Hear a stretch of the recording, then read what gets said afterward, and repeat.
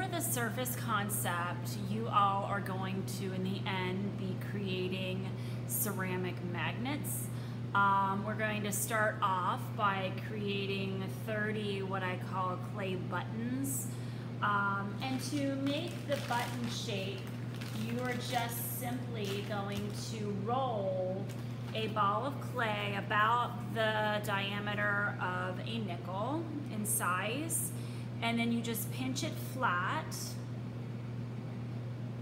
And I'm kind of using a circular motion as I'm pinching. So now I have what I refer to as a button of clay. You then want to take a little sponge and smooth out the sides, refine the sides so that there's no longer cracking. So once you have pinched your button shape, you then want to smooth and refine the edges, and you want to integrate some reductive work to the surface. I chose a spiral motif for the surface, and this will be a great surface for that glaze to pool in. Glaze is going to look a little bit different in texture versus a smooth surface. So I'm going to take my cleanup tool, and I'm choosing a little spiral motif. I'm just going to kind of turn this little button of clay as I'm working with the cleanup tool and get some nice depth in the line. Depth is really important because you want the lines to show up after glazing.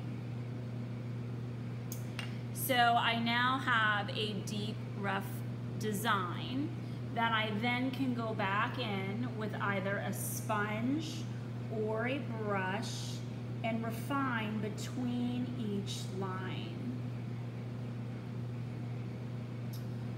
You also want to make sure that you have your initials and that you're numbering the back of each one of these buttons 1 through 12, because you are doing 12 cone 6 glaze tests on these pieces. In the end of this mini surface series, you will have 30 total clay buttons. 12 of them will be for cone 6 glazing. So I'm going to integrate my initial on the back and my tile number on the back of each tile. So again, you want to do this 12 times for a series of 12 buttons for cone 6 glazing. After we're done creating those, we will then go on to the engobe techniques and move on from there to underglaze, additive, and reductive work. For the next part of your surface series, you want to do the texture and stamping set of clay buttons, as well as the adding clay to clay set. So I have some examples here for you of texture that I was able to create with found objects, and you can use things that you just have around your home. So I used the handle of a paintbrush with varying pressure to create this texture. I pressed the end of the cleanup tool and used that as a stamp to create this texture. This was created using a traditional pencil tip. And then these three were created using a wire stamp that I made. So I'm going to show you quickly what those look like. But these are homemade stamps using pieces of copper wire. You could also use like a paper clip to create a stamp. But these will create really nice textures and pattern into the surface of clay work. So you're going to create 6 buttons with stamping texture. You do not consider texture using the cleanup tool and carving away reductively. Your reductive work was done on your first set of clay buttons that we're going to be using as glaze tests. So for the next 4, that's where you're going to use the adding clay to clay process. So this is an example of a test with little clay balls and coils rolled to points. I do encourage you to roll those coil ends to a point. It helps it transition to the background much better. For this clay button, I used little balls of clay, and then I pressed, I combined it with basically stamping, and I pressed a pencil tip into it. This scale, or almost like pine cone-like texture, was created by rolling clay balls and then pressing and dragging the clay out. This is probably my absolute favorite. It looks a little bit like a worm or a critter of some sort, and it is a coil that is rolled to the point on each end and then rolled once over corrugated cardboard or any kind of line texture that you can find around. It makes a really neat segmented coil. Let's talk about the ENGO processes next. You are going to use your slip trail bottles for both of these processes. You're going to do both slip trail as well as sgraffito. So I'm going to demonstrate those for you now. You are going to need to create 4 clay buttons. You want to make sure that before you apply the ENGO that you're taking time using a damp sponge to really get your surface refined. Any little cracks that occurred through the pinching process of creating your clay button, you want to go ahead and get that worked out now. If your clay is super sticky, you may want to set it aside to stiffen just a little bit so that it doesn't distort too much as you're working. So after you have smooth and refined 4 clay buttons, you're ready for your ENGO processes. So I'm going to move the camera angle down a little bit so that you can see what I'm doing. So I have my trail bottle. You want to make sure that you remove the cap and check for the seal. If you have a seal over the top, you want to just peel it away. If your seal is stuck in the cap, just poke your needle tool in there, pry it out, and release that. So now I'm going to take a brush, dip it into the ENGO, and create a layer of ENGO on 2 of the 4. This is going to be for the sgraffito process. I'm going to do 2 layers of this ENGO, but let it dry in between, or I should say stiffen up in between. It's not going to completely dry. These are 2 that I had already started that you can see that they have started to dry a little bit compared to that one. So I'm going to go ahead and get my second layer on those. I want a nice solid layer of whatever color ENGO you choose to work with.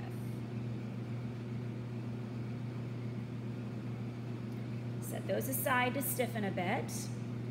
And now I can go on to the slip trail part while that is stiffening a little bit. I'm going to use my metal tip, and then you should have your copper wire handy, as well as a bowl of warm water. So I'm going to remove the cap, place the tip on the trail pen, and the first thing I'm going to do is test the trail pen. I'm going to gently squeeze and make sure that that slip is not too fluid. There we go. Now it's good. Started out a little too watery. After Keith Haring, I'm going to create what I call a radioactive heart design. Usually I'm not a fan of symbols like hearts, but remember this surface is inspired by doodles or automatic drawings, and that was within my drawings. So this is kind of an almost anything goes in terms of subject matter. So I'm going to trail my design onto the surface. So when you're using your trail pen, you may choose to create lines, or you can also dot with your trail pen. All of those options work for the surface design. So you're going to create 2 trail designs.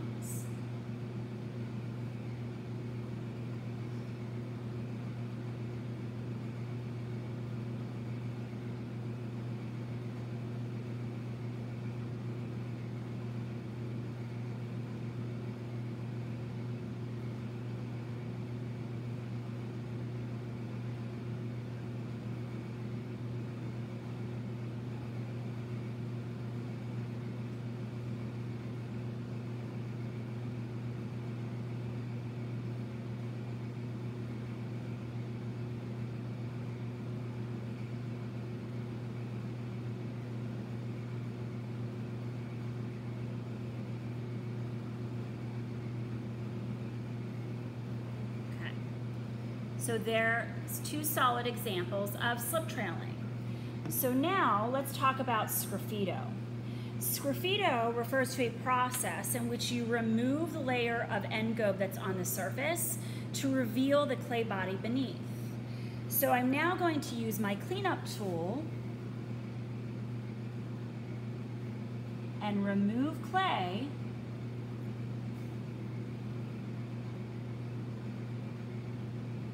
And that exposes the clay body color beneath.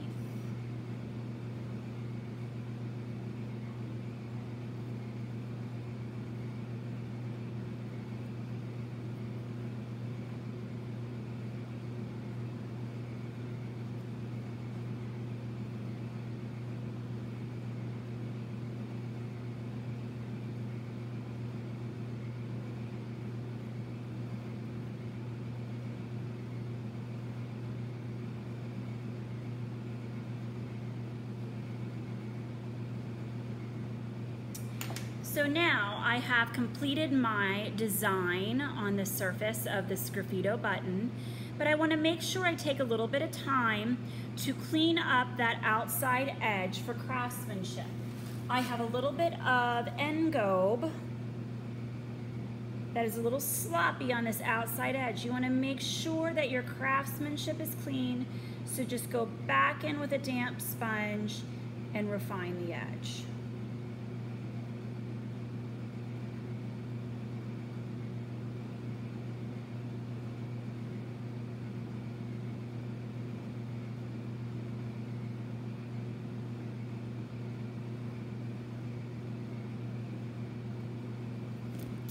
So again, your inspiration for design would come from your automatic drawings.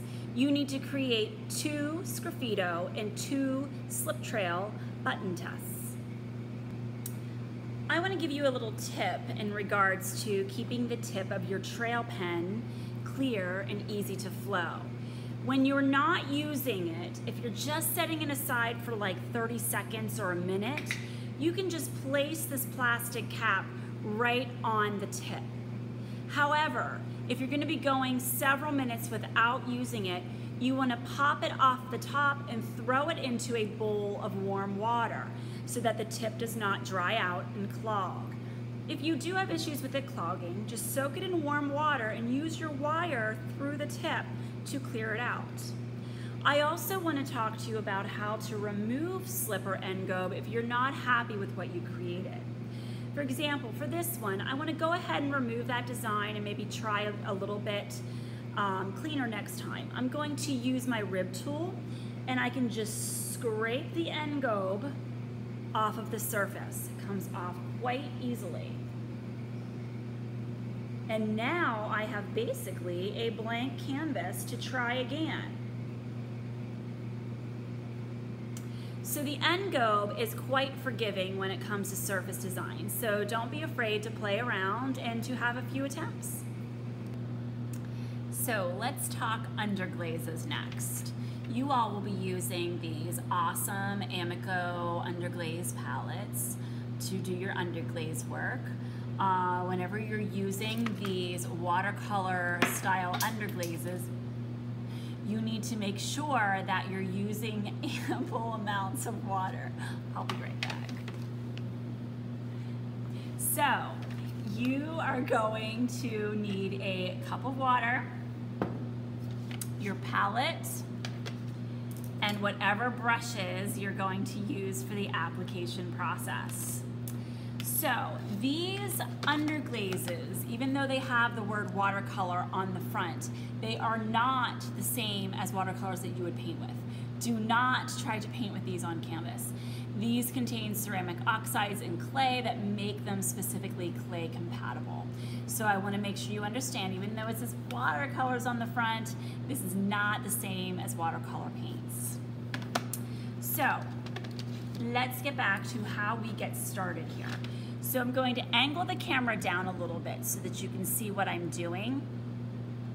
And I'm going to take my brush and some water, and I'm going to mix up this bright blue-green color by just adding a little bit of water onto the surface and then gliding my brush in one direction to begin to break down the material. You need to be a little bit patient with this, okay? But you can gradually break down the underglaze and get quite a nice vivid color on the brush. So I'm going to apply underglazes to a bone dry clay button, right? Do not try to apply these underglazes to a leather hard piece of clay, or the color will become more muddy, for lack of a better description. It will mix with the clay.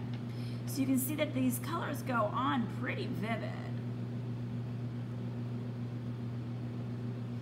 And you can get a lot of color clarity with these.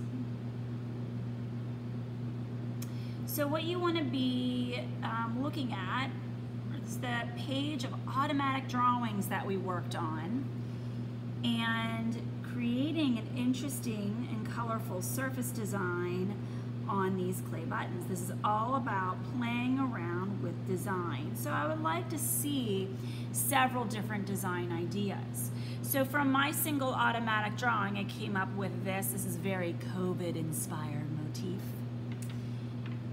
And then I'm leaving some negative space, which is the raw clay color open. This I have a lot less negative space. But have fun playing around with your underglaze colors. Remember, you want at least 4 underglaze clay buttons. I recommend pinching 6 and then letting all 6 out to dry. In case you have a couple designs that you create that you don't like very much, then you don't need to keep those. In the end, you're turning in 4 underglaze clay buttons.